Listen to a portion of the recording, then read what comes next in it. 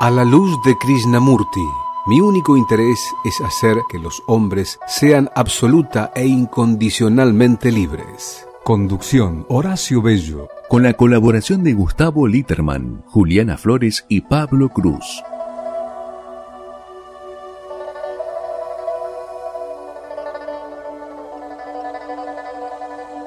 Buenas noches, amigos, amigas. Un nuevo programa de A la luz de Krishnamurti. ¿Qué tal, Juli? ¿Cómo te va? Muy bien, muchas gracias. Buenas noches a todos. Muy bien también a mí. ¿Qué tal, Raúl? Muy bien, Horacio. Bienvenido nuevamente al programa. Ya estás como regularizado en tu presencia. Sí, parece. Felizmente. Felizmente es nuestro mentor, nuestro asesor en cuestiones krishnamurtianas. Así que hoy le vamos a sacar el jugo adecuadamente. Y qué mejor que sacar el jugo a un experto en el conocimiento de Krishnamurti que hablar del conocimiento propio, que en realidad, desde mi perspectiva, vamos a ver si lo comparte Raúl, es la médula de la enseñanza. Cualquiera puede decir, en realidad, está el tema, está el otro, es este, es el dolor, es el miedo, es la relación, pero en definitiva todo parte del conocimiento propio. Si uno no se conoce y no se conoce de la manera que Krishnamurti nos propone, todo lo demás pierde sentido. Así que se justifica que tengamos un nuevo programa sobre el tema, que debe ser más o menos desde que empezamos nuestro ciclo, el cuarto programa sobre el conocimiento propio. Por eso dije, voy a ponerle la palabra profundizando para reconocer y tomar conciencia pública de que estamos repitiendo el tema, pero en realidad no estamos repitiendo el tema, sino estamos repitiendo el título. Porque justamente, y hoy lo hablaba con Juliana hace un ratito en el bar, el conocimiento de uno mismo es como un libro interminable que uno lee con distintas palabras y que le va abriendo la perspectiva de un mundo que siempre es cambiante y que en particular ese cambio es el que a uno le hace ver la vida desde una perspectiva todos los días distinta y a la vez desde un eje que es el dejar el condicionamiento que es aquello que nos impide justamente esa tarea de conocernos en profundidad. Bueno, antes de darle la palabra a Raúl, le voy a preguntar a Juli cómo ve ella, desde su perspectiva no condicionada desde la enseñanza, ¿qué sería el conocimiento propio? ¿Cómo ve esta cuestión? Y vamos a tratar de compartir y de intercambiar ideas al respecto. Bueno, gracias por la integral mirada que me gustaría proponer está compuesta por varias como instancias. Conocerse uno mismo tiene un sinfín de posibilidades y de caminos. Tal vez uno al nombrarlo la primera vez o de entrada lo puede llegar a leer como una cuestión intelectual, ¿no? Como abrir un libro y leerlo, como revisar qué me gusta y qué no, revisar de qué país vengo y dónde vivo, de qué trabajo, a qué me dedico. Y esa es tal vez solamente como una entrada. Y esa casi que podría yo leer que es simplemente una consecuencia de otro montón de cuestiones que se dan en la experiencia que uno tiene como vida, como ser humano, que nutren eso que uno cree que es la descripción de lo que uno es. Entonces, me gustaría invitar a ir entrando en esto. Una cosa es lo que uno utiliza para describirse y otra cosa es lo que uno puede llegar a ser. Y está condicionado y está definido por todo eso que uno es. Y además uno tiene una historia de vida, una procedencia, una familia, una crianza, una educación. Y a veces también tenemos una lectura de esa que es superficial, porque también le damos a eso una cuestión descriptiva. Mis papás hacían tal cosa, mi familia vivía en tal lugar, y por ahí dejamos a veces afuera la experiencia que vive el ser desde el cuerpo y desde la mente, de haber transitado esa familia, de haber experimentado esa vida, de estar experimentando esa vida. Entonces, yo entiendo que eso también hace parte de eso que somos. Entonces, cuando hablamos de conocerse a uno mismo, yo propongo que pongamos todo eso juntito. Toda la carne en el asador. Y cuando hablas de historia, creo que hay algo que a veces nos olvida, quizás se nos olvida porque no tenemos la gimnasia para recordarlo, y es que una cosa es la historia de cada uno de nosotros, en particular la historia más vieja que tiene que ver con nuestros vínculos familiares, y otra muy distinta, y quizás no nos detenemos adecuadamente, quizás porque a veces es doloroso, cómo fueron mis reacciones frente a esos hechos históricos que fueron jalonando mi vida. Esas pequeñas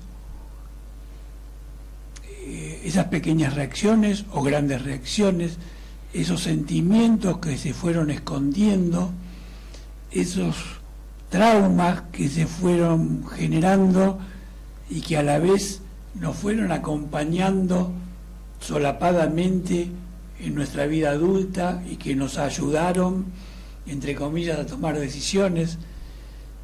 Ese trasfondo, ese atrás de escena, que es nuestra verdadera historia personal, es el trabajo ciclopio que Krishnamurti creo que nos propone y que es el desafío para generaciones futuras, porque además, en particular en esta época súper comunicada, y yo diría súper incomunicada, sobreinformada y súper desinformada, para las generaciones futuras es un mensaje de alerta para comprender lo importante que es el conocimiento propio para tener una vida sana en el sentido más amplio del término. Bueno, ahora sí le voy a pedir a Raúl que desde su perspectiva nos diga qué es para él el conocimiento propio, que obviamente está influido por la enseñanza, pero también desde su propia experiencia personal, ¿no? Bueno, lo que tengo para decir del conocimiento propio es una analogía con la medicina. Cuando una persona va a la facultad, no estudia la materia medicina, estudia diversas partes que hacen a la medicina, el esqueleto, los músculos, los órganos, paso por paso. El conocimiento propio en ese sentido no es un tema tanto en sí como es un tema que está distribuido a través de toda la enseñanza. O sea, toda la enseñanza es conocimiento propio desde el principio al fin. Cuando se habla de la muerte, cuando se habla de la religión, cuando se habla de los celos, de la atención, de la observación, todo eso... ¿Cómo? De la violencia. De la violencia, del miedo, de la violencia también, como decías vos. Cada uno de esos son pasos del conocimiento propio. Es el conjunto de la enseñanza, es el conjunto del conocimiento propio. Ahora, Krishnamurti, he notado que sobre el final le da una vuelta al tema del conocimiento propio, porque la otra vez leía una frase que decía más o menos así, que no puedes arrancar ni una sola de las hojas del libro de tu vida, pero puedes arrojarlo al fuego. Y Krishnamurti dice algo parecido. Él dice que nosotros normalmente entendemos el conocimiento propio un conocimiento paso a paso, pero Krishnamurti sobre el final de la enseñanza decía que el yo es un libro inmenso que el tiempo va destruyendo y que en definitiva ese libro es nada. Entonces, si uno puede captar que en realidad lo que hay dentro de uno es nada, porque lleva demasiado tiempo ir paso a paso. Y eso tiene que ver también con lo que él decía muchas veces de morir al pasado. O sea, el desafío sería, ¿podemos arrojar el conocimiento propio, que es un inmenso libro, al fuego y así deshacernos de todo lo acumulado? Bueno, les dejo esa inquietud. Bueno, es una inquietud que nos va a llevar unos milenios superar. Pero puedo, antes de pedirle a Julie que lea un breve texto que nos preparó Raúl justamente, puedo desde mi experiencia personal agregar algo. Cuando uno toma la decisión, para darle una definición, de encarar el conocimiento propio, lo hace convencionalmente dedicándole tiempo al trabajo del conocimiento. Y el tiempo es un trabajo desde el pensamiento, desde el cual uno va elaborando, observando, reflexionando, llegando a conclusiones de todo lo que le fue ocurriendo a la life y evaluándolo. Pero hay una llave, así como el Aleph de Borges, que si uno la descubre, te permite entrar directamente a la verdad en el sentido más medular de la cosa, y es descubrir que todo ese paquete de cosas que te estuvieron torturando en la vida es todo un invento de tu mente, es toda una construcción que vos hiciste porque tu psiquis necesitó hacerlo, pero solo existe en tu mente. No es una mentira en el sentido convencional, pero sí es una construcción mental que como tal uno la puede abandonar cuando llega a la conclusión contundente de que es eso, una construcción mental.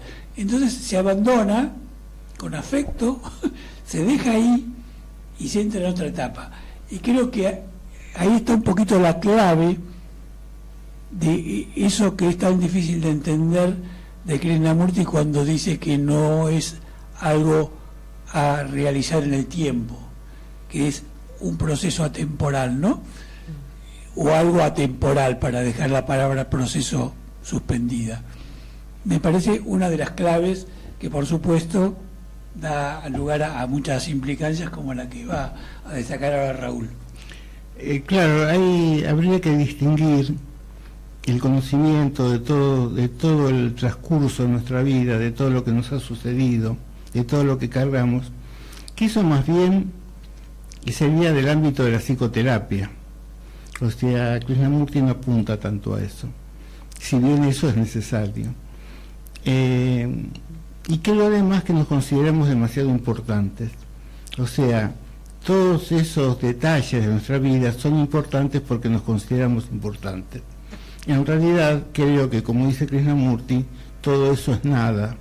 Y si uno pudiera tener la percepción de que en realidad todo eso no es importante, que no es importante que nos haya sucedido a nosotros, podríamos descartar mayor cantidad de problemas y de angustias que si uno lo hace paso a paso. Bueno, ahora sí, tal vez tiene hay una cuestión que tiene como un sentido y una lógica porque se va generando en momentos de nuestra experiencia o en nuestra existencia en el que por ahí es requerido por el medio. Digamos que si un niño está creciendo en un medio hostil, necesita tales o tales recursos para no perder su vida, digamos, para poderse defender. Lo que ocurre con la mente es que se cree tan importante como lo que acabas de decir, que se queda con esa condición instalada. Entonces, tal vez el conocernos a nosotros mismos iría más apuntando a esos mecanismos que utiliza la mente para condicionar la existencia, para condicionar a ese ser que está creciendo, viviendo y existiendo. Entonces, más que lo anecdótico, es lo mecánico de la mente lo que vale la pena tal vez aprender a observar, porque este es el instante en el que le puedo decir, ok, pero es que esa condición que se requirió en ese momento de mi existencia hoy ya no está más, no la necesito más desde ese lugar. Así que creo que estamos... Claro, porque en realidad no es cuestión de negar la funcionalidad de aquello que uno hizo, sino de comprender la relatividad de las cosas. Porque comprendiendo la relatividad uno puede descubrir la capacidad de superar las circunstancias que son en definitiva el pasado, y el pasado sí está en tu cabeza exclusivamente. Exclusivo. No está en ningún otro lado. Sí, total. Bueno, Bueno. Te escuchamos, Julie. Muy bien. Conocerse a sí mismo. Texto 1. Si no me conozco a mí mismo y estoy confundido, cualquiera que sea la acción que haga, tiene que llevar a mayor confusión. Por lo tanto, he de conocerme a mí mismo. Tengo que averiguar profundamente la estructura de mi naturaleza, el andamiaje sobre el que se apoyan mis actividades, los patrones dentro de los cuales funciono, la trayectoria que sigo, las direcciones que me ha fijado la sociedad y que yo mismo me he fijado. Tengo que comprender el impulso que me lleva a hacer cosas de manera coherente o contradictoria. Para comprender todos estos problemas de si existe un Dios, de si existe la verdad, qué es la meditación, quién es el meditador, el cual es más importante que la meditación, tengo que conocerme a mí mismo completamente. ¿Ven la importancia de conocer por sí mismos lo que son? Porque sin ese conocimiento, hagan lo que hicieran, será hecho en la ignorancia y por lo tanto en la ilusión y la contradicción. De esta forma habrá confusión, sufrimiento y todo lo demás. ¿Está claro? Uno tiene que conocerse, no solo a nivel consciente, sino también en los niveles más profundos de sí mismo. Eso tiene que estar claro. Y tienen que conocerlo por ustedes mismos, no porque yo lo diga. Ahora bien, ¿cómo he de conocerme a mí mismo? ¿Cuál es el procedimiento? Haré caso de las autoridades, de los especialistas que al parecer han investigado y han llegado a ciertas conclusiones que quizás luego otros psicólogos o filósofos alteren o confirmen. No digan no. Si no lo hago así, ¿cómo he de comprenderme? Todas las investigaciones, tanto de filósofos y de maestros del pasado, en eso la mente hindú ha penetrado a gran profundidad, como las de los modernos, están impresas en mi mente, de manera consciente o inconsciente. ¿Debo seguirles, por lo tanto, puesto que yo solo estoy empezando y ellos se me han adelantado, y luego iré más allá de donde ellos han llegado? ¿O no seguiré a nadie, sino que me observaré a mí mismo?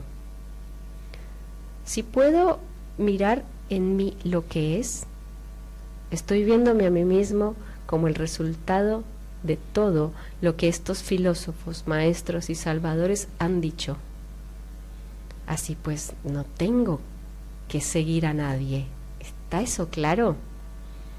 Véanlo, por favor, no lo dejen para más tarde.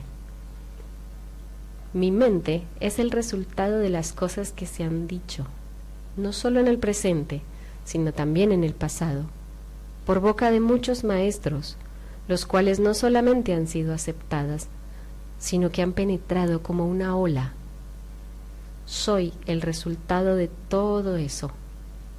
Por lo tanto, lo que he de hacer es observarme, leer el libro que soy yo mismo.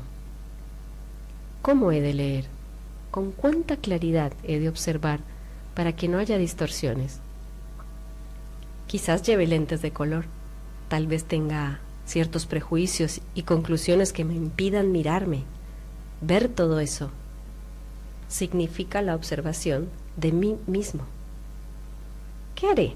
Pues, como estoy condicionado, no puedo verme en completa libertad. Por consiguiente, he de estar atento a mi condicionamiento. Hay que preguntarse, pues, ¿qué significa estar atento? Prosigamos. No puedo verme totalmente en libertad porque mi mente no es libre. Tengo docenas de opiniones y de conclusiones y un sinfín de experiencias. He recibido una educación. Todo ello forma parte de mi condicionamiento. Por lo tanto, tengo que estar atento a esos condicionamientos que son parte de mí mismo. En primer lugar, hay que saber y comprender lo que significa estar atento, darse cuenta. Estoy observando.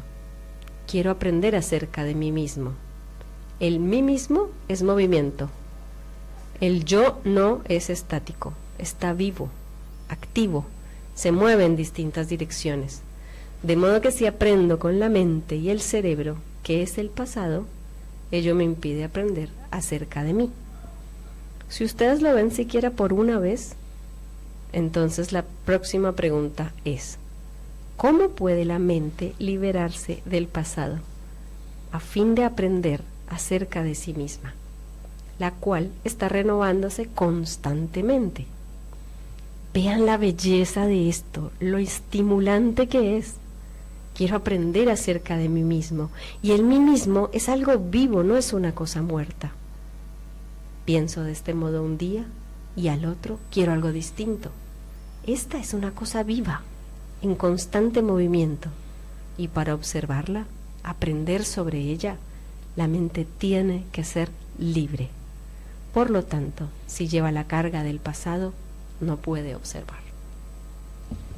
Libérese del pasado, ¿no?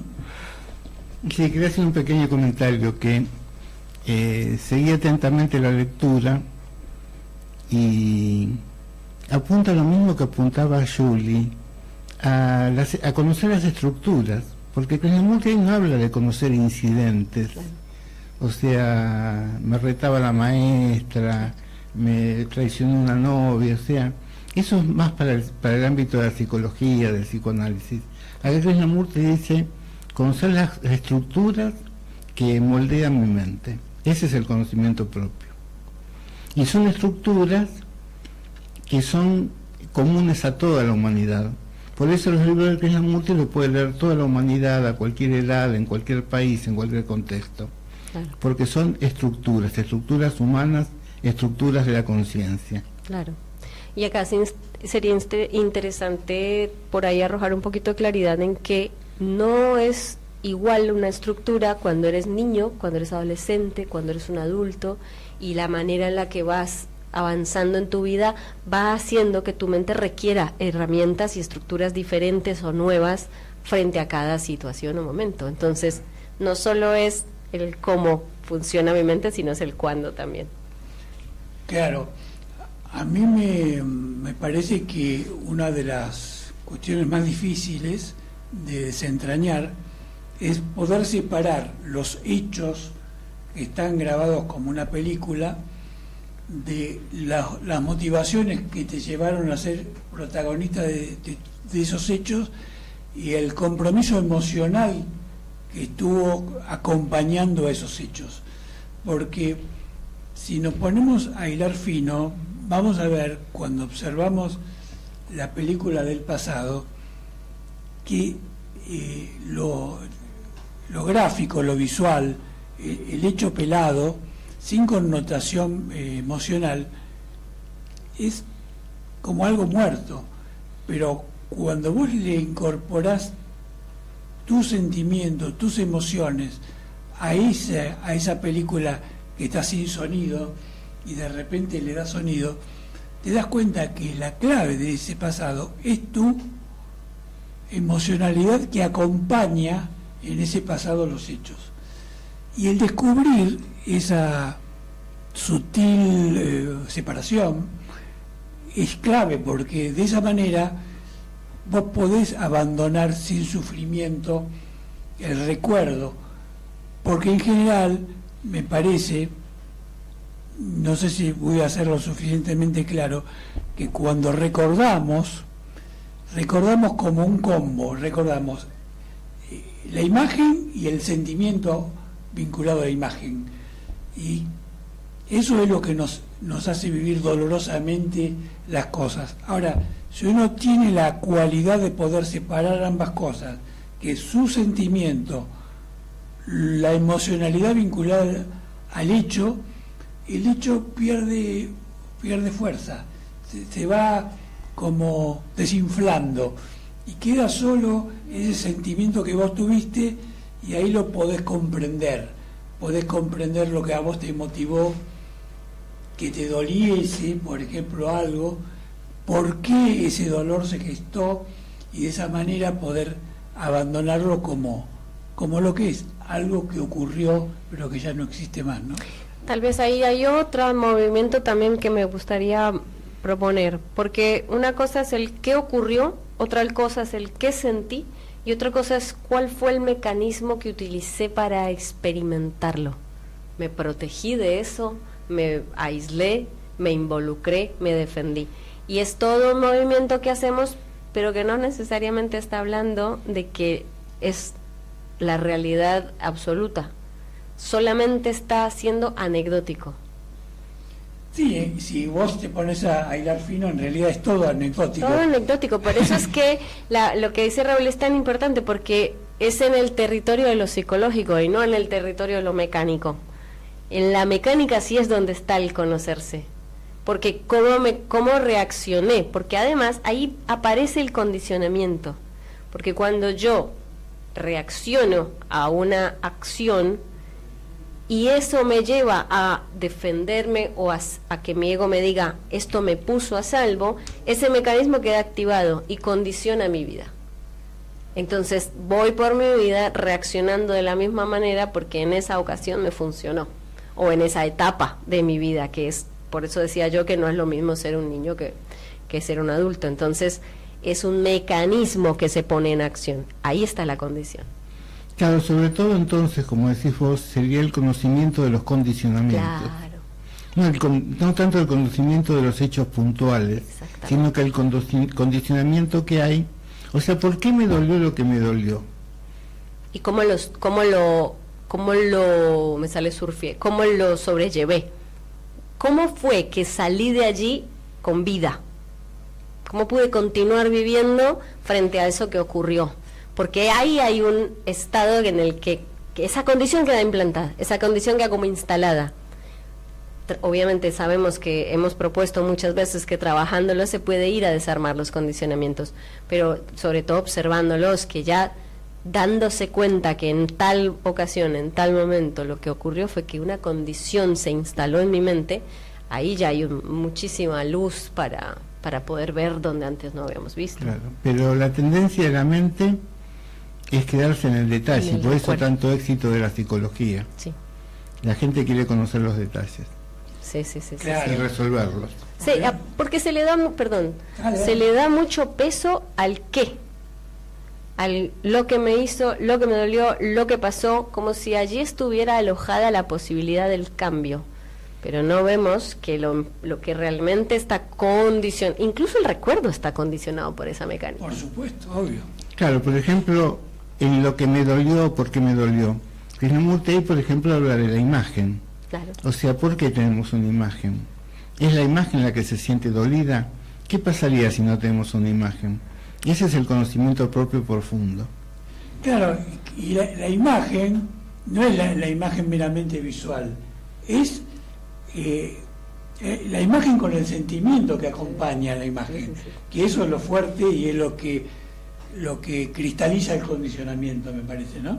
Porque Claro, yo me siento una gran persona, viene alguien y me dice estúpido, entonces la imagen se duele. Se ve afectada, sí. Hay que descubrir que es una imagen la que se siente dolida. Claro. Sí. No porque me dijeron estúpido, si tiene razón, si no tiene razón. Claro, claro, exactamente. Y eso es secundario, seguramente. Vamos a hacer un breve paréntesis escuchando un breve y muy interesante poema que nos va a leer y vamos a escuchar a Fátima Ramos de su autoría, que me pareció muy bello, muy breve, y que le invitamos a ella a que lo sumara al programa y con gusto lo ha hecho, así que le vamos a pedir a Sebastián que nos pase ese poema y luego nos reencontramos para ir avanzando y complementando todo lo que hemos ido trabajando en este programa. Gracias. Ocultos bajo la zarza y sus espinas se extienden los rizomas. Vendrá la revolución de las esporas, el lento alzamiento de lo húmedo. Aquello que desterráis aprende otras formas. La abeja deviene fiebre en la garganta, el polen viaja en el sueño de los animales. El colibrí respira en el fulgor diminuto de la luz. Bajo tierra se comunican los cuerpos y crece a campo abierto la flor silvestre. Confundís silencio con extinción, olvidáis que la raíz escucha. El aroma regresará sin permiso, de vuestro cerco rellenará las grietas, hasta que la espesura lo atraviese todo. La zarza. Muchísimas gracias. Muy bello poema. Bueno, para ir redondeando, seguramente en algunos minutos más nos va a acompañar en las reflexiones Gustavo. Quería destacar algo que también tiene que ver con mi experiencia personal, y es lo siguiente. En muchos casos no es suficiente ver. Esta es mi reflexión luego de tantos años de acompañarme y que me acompañe en la enseñanza. A veces hay retrocesos, a veces hay estancamientos, porque no tenemos en muchas ocasiones la energía suficiente como para de un plumazo neutralizar el condicionamiento. Quizás lo que yo esté diciendo no coincide exactamente con lo que afirma Krishnamurti, pero con la libertad que él me enseñó que tuviese,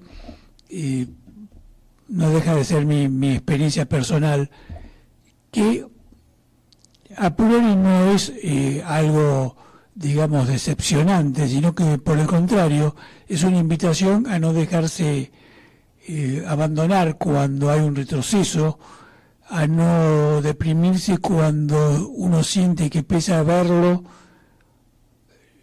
está como girando siempre en la misma noria, porque el condicionamiento es muy fuerte y el ego tiene mil brazos para abrazarnos y decirnos muy sutilmente que no vamos a poder. Así que creo que más allá de que parezca algo crítico o decepcionante, es una invitación a no sentirse, digamos, derrotado ante la fuerza del condicionamiento. De vuelta, que muchas veces la mente queda atrapada en la anécdota. Entonces, muchas veces, aun cuando vimos que teníamos un comportamiento de tal o cual naturaleza, o un mecanismo de defensa, o un mecanismo de reacción, sin embargo, nos quedamos diciendo, claro, a mí cuando yo era chiquito me pegaban y por eso a mí me dan miedo los golpes. Y no damos cuenta que los golpes ya no están y que no es necesario tener los golpes, sino que seguimos haciendo hincapié en que cuando era chiquito me pegaban, porque la vida es injusta, porque no. Ahí es donde está la diferencia entre desplazar el foco de la atención de la anécdota y pasar el foco de la atención a la condición que me generó esa anécdota, o tal vez más de una anécdota o toda una época de mi vida. Entonces, al desplazar la mirada y el foco, creo que ahí hay una renovada manera de ir a averiguar no solo quién es uno, sino quién está siendo uno a razón de lo que fue o de lo que le pasó. Creo que hay es muy sutil la diferencia, pero creo que Raúl lo pudo desmenuzar muy bien después del texto, que yo cuando me preparé para leer el texto lo había como visualizado, porque es sutil. Permanecemos casi siempre en lo anecdótico y hay que hacer el salto. Estaba pensando cuando destacabas esto y a la vez vinculado a lo que había dicho anteriormente yo, que no podemos olvidar que nuestro cerebro tiene un doble componente de hombre primitivo y de hombre racional, donde la amígdala se dispara en muchas ocasiones en razón del miedo y de la necesidad de preservación física del cuerpo, ¿no? Entonces, muchas veces me preguntaba por qué quedó cristalizado en el miedo que tuve hace 35 años y no me doy cuenta que después de 35 años ese miedo es una estupidez, porque mi amígdala tiene más fuerza que mi neocórtex en ese momento. No tengo la plasticidad en ese instante de manejar los tiempos y darme cuenta que el presente no es el pasado. Y ahí creo que hay una complejidad que es muy difícil de desentrañar, pero que es factible hacerlo en la medida que justamente uno comprenda con la ampliación de la conciencia que el presente es el presente. Siguiendo tu propia palabra de que el estúpido significa detenido en el tiempo,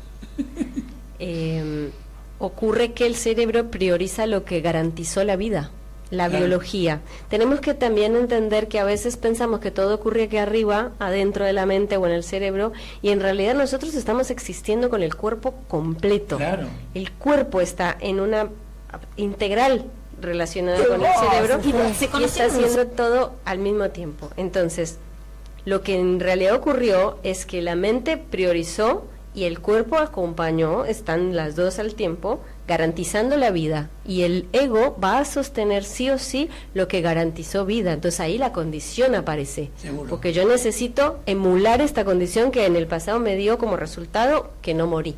Claro. Y además comprender eso te hace más, más amoroso respecto a tu propia historia, porque te permite ser menos exigente y menos crítico moralmente de todas las macanas que fuiste haciendo en la vida. Sí, hay una cosita que se me acaba de pasar por frente. Muchas veces cuando uno tiene este tipo de conversaciones, las personas dicen, pero es necesario andar escarbando tanto, pero ¿por qué tanta vuelta que le quieres dar? ¿Saben qué? Entre más fiaca les dé escarbar, con más razón deberían escarbar, porque la mente siempre va a rehusarse a ir a los lugares en donde va a encontrar esas condiciones, esos condicionamientos. Lograr esa plasticidad de aprender a ver esos condicionamientos para desarmarlos es una de las cosas a las que más se resiste la mente, porque se va a ver obligada a responsabilizarse de su propia existencia y a cambiar. Claro. Y hay una resistencia muy alta a cambiar. Seguramente que sí. Bueno, ahora vamos a hacer un impas musical para darle un poquito de descanso a nuestra amígdala o a nuestro neocórtex. Vamos a ver cuál de los dos es el que estuvo trabajando. Cambiemos las condiciones. Y después volvemos, así que le pedimos a Sebastián que ponga la música en el aire. Gracias.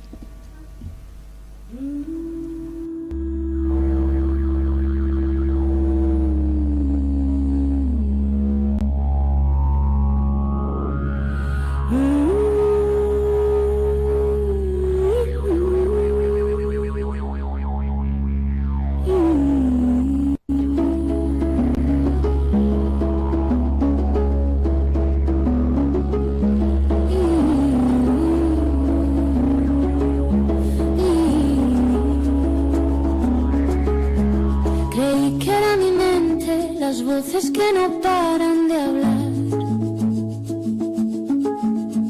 las dudas que llenan el pecho, el miedo queriendo mandar. Creí que eran mis emociones, mi historia, mi forma de estar, pero descubrí que soy algo que nada puede dañar. Soy quien observa, quien puede mirar todo lo que siento sin dejarse arrastrar. Soy esa esencia que puede abrazar el espacio dentro donde todo puede estar. No soy mi reacción, ni mis gestos, ni el impulso de huir o luchar. Son partes que un día aprendieron a intentarme cuidar. Y cuando dejo de creerles, cuando me paro a escuchar, vuelvo a ese lugar profundo donde puedo descansar. Soy quien observa, quien puede mirar todo lo que pienso sin tener que actuar. Soy esa calma que puede esperar, la presencia viva que no deja de amar. Dentro de mí hay algo intacto que no necesita cambiar. Es la conciencia despierta, mi verdad esencia.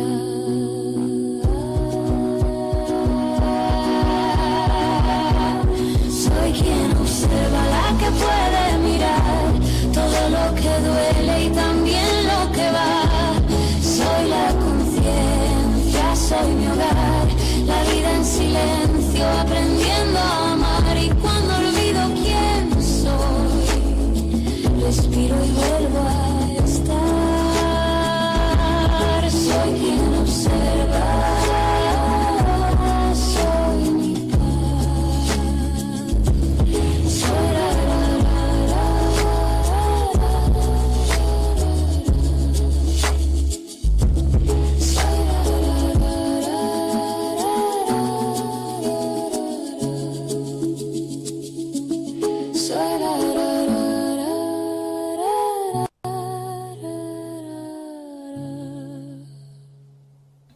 Bueno, muchas gracias, Sebastián, muchas gracias. Creo que tenemos a Gustavo en la línea, ¿me confirmará, Sebastián, si es así? Bueno, gracias. ¿Qué tal, Gustavo? ¿Cómo andás? ¿Qué tal, Horacio? Raúl, Juli, ¿cómo están? Hola, Gustavo, bien. ¿Cómo estás vos? Todo bien acá. Bien, bien, bien. Bueno, me alegra escucharlos. Qué hermoso tema, y hermosa letra, música, la chica muy dulce que canta. Bueno, estoy contenta. ¿Estás contento? Sí, no te aguantan. Sí, hiciste sonreír a todo. Sí, siendo que no estés Indio Solari, está muy bien este tema. A ver. Ya algún día lo vamos a poner de sorpresa, cuando vos menos lo No pidas. Cuando menos lo pidas va a aparecer. Bueno, ok, tomo la palabra. Se escucha bien, ¿no? Sí, Sí, perfecto. en este momento se escucha bien. Bárbaro. Mira, por supuesto, siempre referido al diario 1, ¿no? Dice así: existe una observación interna que no es la observación externa vuelta hacia adentro. El cerebro y el ojo que observan solo parcialmente no contienen la visión total. Ellos deben estar completamente activos, pero quietos. Deben cesar de escoger y de juzgar, pero tienen que hallarse pasivamente atentos. Entonces existe la visión total sin la frontera del tiempo-espacio. En este relámpago nace una nueva percepción. Me parece que es muy interesante porque ese primer señalamiento que hace Krishnamurti creo que marca la diferencia, ¿no? una observación interna que no es la observación externa vuelta hacia adentro. Yo creo que esa quizás sea una de las grandes confusiones que existen cuando se habla del conocimiento que señala Krishnamurti y del que creo que lo dijo Raúl, y de lo que hoy el trabajo que hoy hace la psicología, ¿no? Creo que acá esta es una verdadera divisora de aguas. Creo que en esta pequeña frase se resume con claridad lo que Krishnamurti estaría señalando como conocimiento, porque si de repente yo mismo soy juez de mi historia, esto no, yo mismo o una persona cercana, ¿no?, aunque sea un psicólogo, termina siempre siendo ese mecanismo que actúa juzgando, que actúa con una intención marcada, en lugar de ser ese relámpago, como dice Krishnamurti, que realmente ilumina realmente la estructura que siempre tenemos de respuesta. Entonces me encuentro con un condicionamiento y realmente lo tomo como un concepto y no como una estructura energética, que la percepción tiene que observar, pero no intentar ni desmoronarlo, ni comprenderlo, ni nada. Es decir, tiene como que envolverlo para que la propia energía de ese condicionamiento se libere. Sí, a mí me parece, a ver si compartimos esta visión, que cuando Krishnamurti dice que no hay que verlo como lo externo metiéndose en lo interno o algo parecido en los conceptos, lo que trata de hacernos ver es que si yo me pongo a analizarlo desde los instrumentos convencionales que tenemos de la razón, y por más que sea muy inteligente el análisis, está dejando de lado la comprensión del mecanismo del condicionamiento como tal, que es el eje del conocimiento propio. Es decir, a mí me parece que él siempre lo que quiere hacernos ver es que no importa el hecho, o mejor dicho, es secundario el hecho como anécdota, sino que lo importante es qué mecanismo operó para que el hecho se tiñese del color que se tiñó. ¿Cómo fue el mecanismo? ¿Qué fue lo que operó? Porque de esa manera vos podés comprender la llave maestra del condicionamiento. En la medida que lo comprendés, lo podés observar en profundidad. No sé si vos lo ves desde esa perspectiva. Sí, no solamente desde el silencio uno puede ir observando el condicionamiento, sino los factores que lo disparan. Claro. Entonces, ya no es una información que entra y choca contra algo, sino que de repente se está atento, no uno, sino se está atento a todo el movimiento. Por eso el tema de conocimiento propio, yo creo que al sumarle al conocimiento la palabra propio, creo que confunde, porque la gente lo toma como algo, digamos, personal y voy a reconocerlo en mi vida. No, porque es la vida, que creo que en algo que del texto que trajo Raúl, ¿no? Sí. Se hablaba de, si mal no recuerdo, se hablaba de eso, ¿no? Es decir, es esta vida que nos compenetra a todos. Entonces, cuando uno ha visto el movimiento de los celos, o del enojo, o de cómo se generan las ilusiones. Eso primero permite comprender, ¿no? Permite comprender el movimiento general. Y hoy, por ejemplo, lo relacionaba con el tema de, en el trabajo estaban hablando sobre la adicción a las drogas. Y digo, tengamos cuidado, porque por ejemplo, yo puedo ser adicto al azúcar, y si bien no va a ser tan destructiva como una droga, si observo el resorte, soy tan adicto como aquella persona que puedo estar señalando, ¿sí? Y otro será adicto al cigarrillo, y otro será adicto a la comida, pero... Adicto a la academia. Al trabajo. Bueno, por favor. Bueno, menos mal que apenas Milito fue presidente, yo me abrí de la situación, lo dije en la radio, ¿no? Pero bueno. Fue tu antídoto. Estamos hablando de cosas serias, vos salís con Milito. Fue tu antídoto. No, bueno, es que, disculpame, es una situación que me supera. Es una situación. Bueno, el condicionamiento. Es tu condicionamiento. Ahí tenés un resorte de la pasión, ¿no? Que de repente, pero también acá hay algo.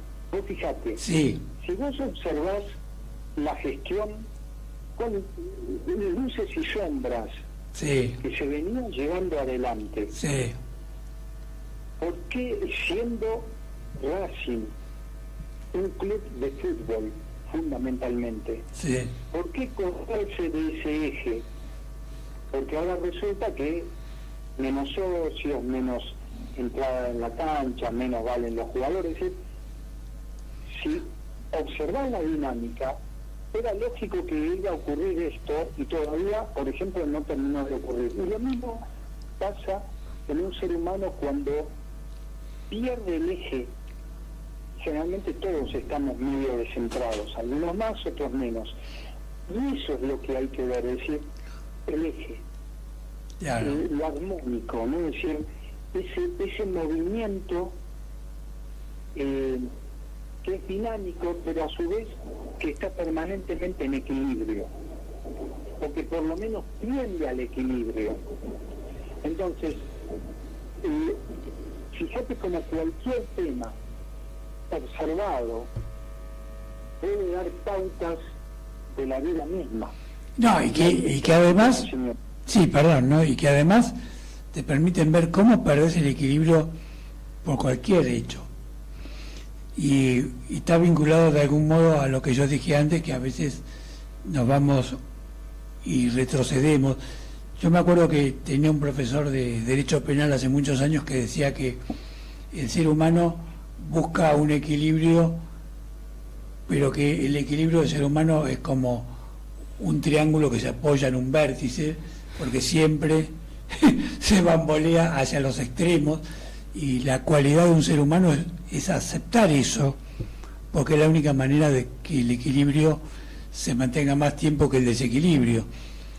Y cuando... Claro, sí, pero mira qué interesante, disculpame, sí, vos podés moverte, pero como quien dice, si haces una retirada estratégica, sí, podés correrte de ese punto de equilibrio, pero a través de una observación, por eso digo estratégica, para después quizás volver a desplazarte a un punto, digamos, de mayor equilibrio.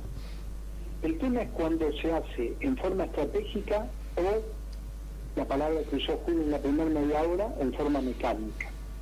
Si es mecánica, es reactiva, es emocional, no está debidamente sopesada, entonces les vamos a los tumbos, ¿no?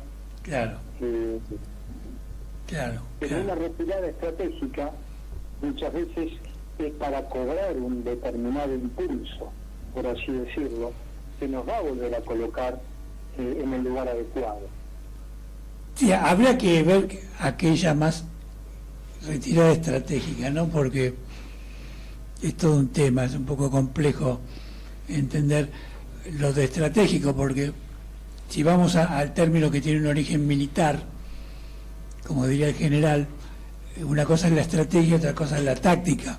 Entonces, la estrategia es pensar en el largo plazo, la táctica es qué vas haciendo en el instante de hoy, y ahí es cuando se mezclan un poco las cosas, ¿no? Y la dinámica de la vida te va marcando que se confunde la táctica con la estrategia. Muchas veces se confunde. ¿Por qué se confunde? Porque la estrategia justamente es algo estático, es una especie de planteamiento en una carpeta de los movimientos que vos tenés que ir desarrollando paso a paso. Mapa de ruta. Claro. Una ruta a seguir. Claro, pero en realidad la vida te va sorprendiendo día a día y te exige respuestas día a día. Y si uno se observa con franqueza y con profundidad, se da cuenta que va tomando decisiones sobre la marcha, porque hay rotondas a cada 50 metros y vos tenés que decidir si vas para un lado o vas para el otro. Y ahí las estrategias se te desmoronan, ¿no? Como el salto de calidad. Mario Benedetti está a punto de reaccionar porque táctica y estrategia le han dado. Bueno, estamos llegando al final del programa y creo que valió la pena tratar una vez más el tema del conocimiento propio, que críticamente Gustavo dijo que propio quizás sea un error. No sé, lo vamos a dejar para analizar en otro programa si es un error o quizás es una invitación a darnos cuenta cuán de propio es como crítico el análisis del conocimiento. Es decir, no destacar propio como una cualidad, sino propio como uno de los aspectos negativos de nuestra observación o de nuestra capacidad o nuestra incapacidad de observación integral, ¿no? Bueno, se nos fue el programa, así que te agradecemos, Gustavo, le agradecemos a Raúl que hoy nos haya acompañado y espero que esté en muchas nuevas ocasiones acompañándonos. Hasta luego. Buenas noches. Les dejo un abrazo, hasta luego. Un abrazo, hasta luego. A la luz de Krishnamurti, mi único interés es hacer que los hombres sean absoluta e incondicionalmente libres. Conducción, Horacio Bello. Con la colaboración de Gustavo Litterman, Juliana Flores y Pablo Cruz.